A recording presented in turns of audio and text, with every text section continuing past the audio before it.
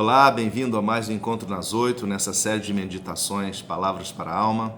Eu sou o Pastor Duz e hoje eu gostaria de contar a história de uma cidade. É uma cidade bastante conhecida e se você tem me acompanhado, você percebe que eu gosto sempre de exemplos relacionados à arte, né? Eu gosto muito de arte. E a cidade é a cidade de Pisa, na Itália. É uma cidade icônica, né? Porque ela tem lá uma área de visitação, ela tem lá monumentos que são conhecidos no mundo todo. A cidade de Pisa foi uma grande cidade na Idade Média, uma cidade que na verdade era parte de um reino, né? E uma cidade importante, uma cidade portuária, que na verdade fica às margens do rio Arno, e ali havia muito comércio, havia trânsito de muitas pessoas. E pela sua importância, os cidadãos de Pisa decidiram então construir algo que tornasse a cidade para o mundo, mostrasse o grau de relevância da cidade. Eles então constroem o que é chamado de Piazza dei Miracoli, que é a Praça dos Milagres, onde encontra-se lá uma grande igreja, um grande batistério e uma torre campanário, uma torre que era destinada a ter os sinos que anunciam os encontros, que eram usados bastante na Idade Média e ainda é usado hoje, né? Acontece que essa torre tornou-se uma torre torta, uma torre pendente, a famosa Torre de Pisa, um dos ícones da Itália, um lugar muito visitado. E por que ela se tornou uma torre torta? Na realidade, a construção da Torre de Pisa, que começou no século XI, é uma construção que durou mais de 200 anos, na verdade, por uma simples razão. Quando subiram a torre, esqueceram ou não fizeram corretamente a sondagem do terreno. E aí aquela torre que pesa milhares de toneladas, ela foi construída sobre um terreno arenoso, um terreno que veio a ceder com o tempo. E, portanto, na sua construção, logo no começo, ao chegar no terceiro pavimento, a torre já apresentou problemas de inclinação devido ao terreno que havia cedido.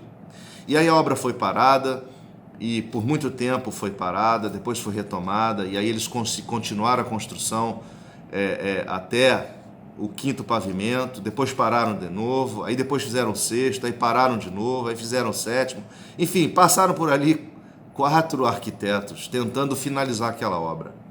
É uma obra bela, é uma torre bonita, né? Inclusive ela tem lá os sinos. Acontece que é uma torre torta e que ao longo do tempo teve que ter sido o artifício da engenharia e da arquitetura foi compensar o fato de que ela é torta, construindo lados maiores que outros. Então ela se tornou uma torre assimétrica, uma torre que não tem, na verdade, um equilíbrio de construção, né? É algo que é uma torre de 56 metros de altura, né? 15 metros de diâmetro, mas que é completamente fora do esquadro, é uma torre torta. Quer dizer, o que faz dela famosa é o fato dela ser torta, o fato dela ter sido condenada durante muito tempo a algo que iria de fato ser derrubado, cairia, mas o que faz a fama dela não é o seu fim para o qual ela foi construída, que era tocar os sinos, e lá de fato há 7 sinos, e eles soam, 7 sinos que soaram ao longo dos séculos. Mas a sua fama se deu por ser uma torre torta. E isso me chama a atenção, porque eu fico pensando se tivesse sido feito o trabalho corretamente, a fundação mais profunda, e aquela torre fosse construída de forma reta, ela seria usada para o seu propósito. E tão somente o seu propósito, que é o belo propósito de soar, né? E não de ser uma construção torta. Jesus, quando termina o Sermão do Monte, né, ele tem seus discípulos reunidos, e o Sermão do Monte foi aquele sermão que Jesus falou para os seus discípulos qual seria o estilo de vida que eles deveriam ter, ou que tipo de atitudes eles deveriam desenvolver para que tivessem uma vida plena, uma vida conforme os padrões de Deus, né? O Sermão do Monte é como se fosse um resumo dos ensinamentos de Jesus. Então, quando Jesus termina o Sermão do Monte, ele diz assim, eu vou ler lá do Evangelho de Mateus, no capítulo 7, verso 24. Todo aquele, pois, que ouve essas minhas palavras e as pratica, será comparado a um homem prudente que edificou a sua casa sobre a rocha. E caiu a chuva, transbordaram os rios, sopraram os ventos e deram com ímpeto contra aquela casa que não caiu, porque fora edificada sobre a rocha. E todo aquele que ouve estas minhas palavras e não as pratica, será comparado a um homem insensato que edificou a sua casa sobre a areia. E caiu a chuva, transbordaram os rios, sopraram os ventos e deram com ímpeto contra aquela casa e ela desabou, sendo grande a sua ruína. Jesus está nos advertindo a respeito de ouvir e praticar, a respeito de absorver a sua mensagem e executá-la.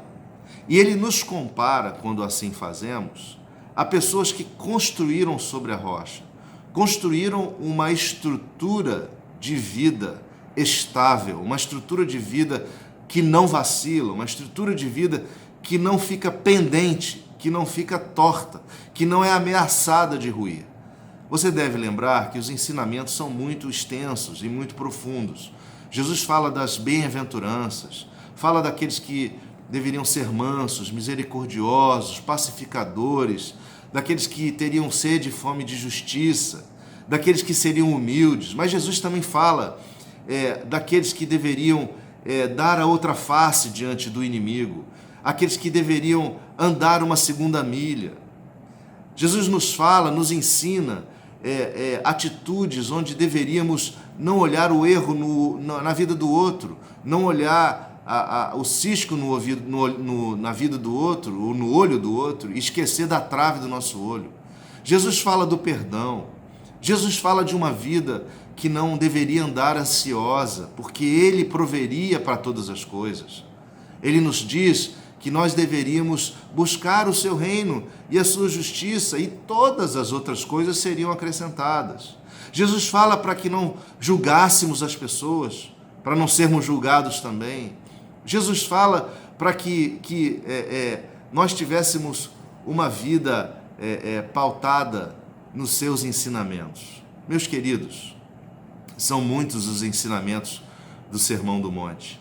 E eu encorajo você a ler lá do Evangelho de Mateus, do capítulo 5 ao capítulo 7, e retomar essa história para a sua meditação. Mas o meu ponto hoje é que, se nós ouvirmos os ensinamentos de Jesus, nós construiremos uma história, nós construiremos um edifício de vida estável sobre a rocha.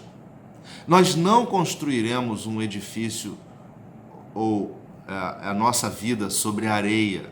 E não estaremos assim suscetíveis às tempestades da vida, porque ele é muito claro e diz que vieram as tempestades, que vieram os contratempos, né?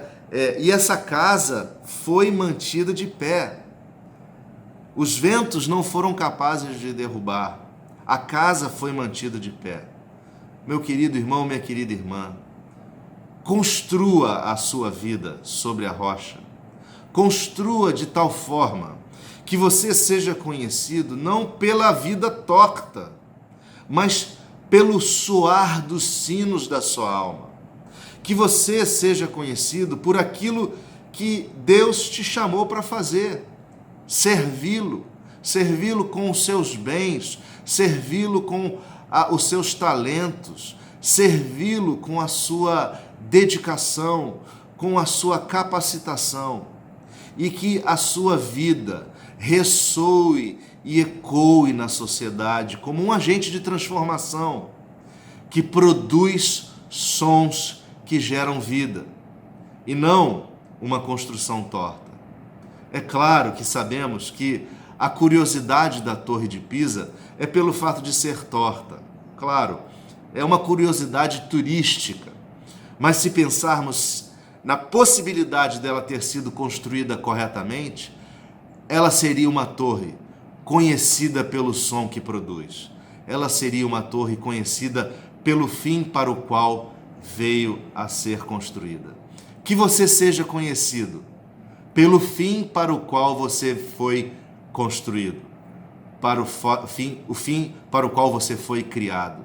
E assim você seja uma bênção na vida daqueles que cercam você, na vida daqueles que convivem com você, vivendo, ouvindo as palavras de Jesus e praticando-as, para que Ele assim seja satisfeito com o que você tem sido, com os frutos da sua existência.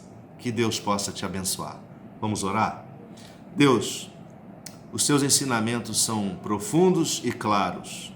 A nossa oração é para que tenhamos capacidade de ouvi-lo e praticá-lo, para que tenhamos a sensibilidade com relação à tua vontade e possamos assim servir ao Senhor com alegria e fazer das nossas vidas torres de campanário que soam anunciando a tua presença, anunciando o teu amor, anunciando a tua misericórdia e a tua graça. Que assim seja, em nome de Jesus. Amém. Tenha um excelente dia. Tchau, tchau.